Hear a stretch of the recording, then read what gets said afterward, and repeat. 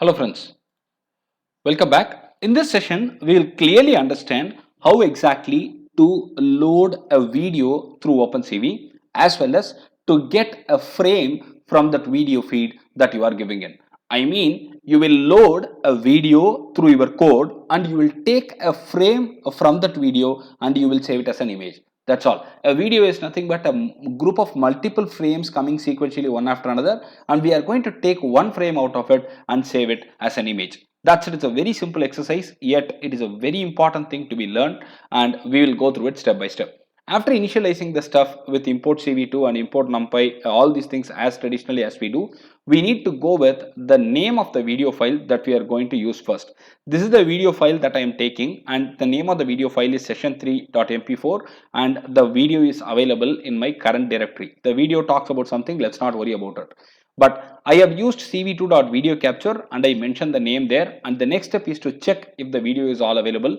If cap.isOpened is false, which means that the file is not available, and we will get a message as no file. And when it is available, we will get into it, and then we will go ahead with the rest of the processing. Like while the cap.isOpened, which means when the file is readable, when the file can be read, I mean when the session3.mp4, which is the video file, is available, we are going to go with the next step where we are going to retrieve the frame by frame content.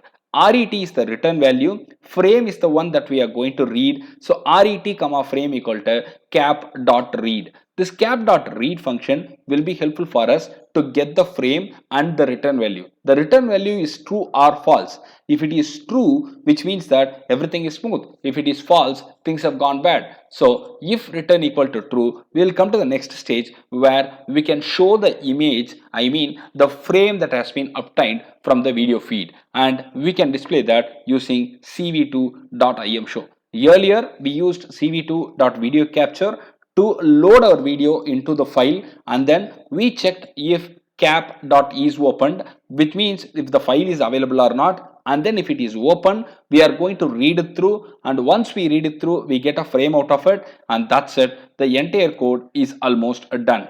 If things are going good, that's it, we will complete it, and otherwise we will break it up, and then we need to release the cap, which means the video is all released, and we'll go for the wait key option.